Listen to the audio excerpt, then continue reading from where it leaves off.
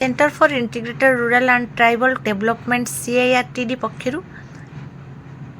चलित मास 9 तारिख में स्थानीय संस्कृति भवन ठारे जातीय हस्ततंत्र दिवस पालन अवसर में वस्त्रोत्सव 2026 अनुष्ठित हो। एथिपाई सोमवार पूर्वाह्न हेरागुरी साही जगदेव भवन ठारे एक सांबादिक सम्मेलन अनुष्ठित होता।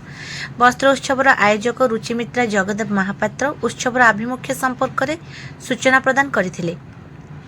ଏହି ଉତ୍ସବର ମୂଳ ଉଦ୍ଦେଶ୍ୟ ହେଉଛି ଓଡ଼ିଶାର ହସ୍ତତନ୍ତ ସମେତ ଭାରତର ବିଭିନ୍ନ ରାଜ୍ୟର ସମୃଦ୍ଧ ହସ୍ତତନ୍ତ ପରମ୍ପରାକୁ ପ୍ରୋତ୍ସାହନ ଦେବା, ସ୍ଥାନୀୟ ତନ୍ତୁବାୟ ଓ କାରିଗରମାନଙ୍କୁ ସମ୍ମାନ ଜଣାଇବା ଓ କାମ ଯୋଗାଇବା, ସ୍ଥାୟୀ ଫ୍ୟାସନ୍ ପ୍ରତି ସଚେତନତା ସୃଷ୍ଟି କରିବା ଏବଂ ନୂତନ ପିଢ଼ିଙ୍କ ମନରେ ହସ୍ତତନ୍ତ ପ୍ରତି ଗର୍ବ ଓ ଆଗ୍ରହ ସୃଷ୍ଟି କରିବା।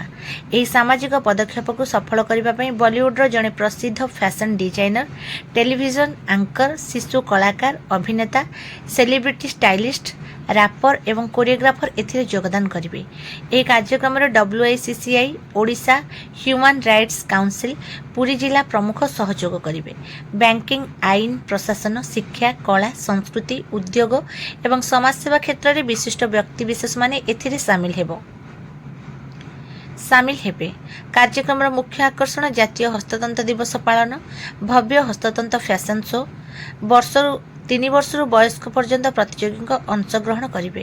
ଟାଇନ୍ ଷ୍ଟାର 3-5 ବର୍ଷ, ଲିଟିଲ୍ ଷ୍ଟାର୍ସ 6-10 ବର୍ଷ, ଜୁନିୟର ଆଇକନ୍ସ 11-15 ବର୍ଷ, ୟଙ୍ଗ ଆଇକନ୍ସ 16-25 ବର୍ଷ ଓ ୟୁଥ୍ ଏଲିଗାନ୍ସ 26 ବର୍ଷ ଓ ତଦୁର୍ଦ୍ଧ ପ୍ରତିଯୋଗୀ ଅଂଶଗ୍ରହଣ କରିବେ।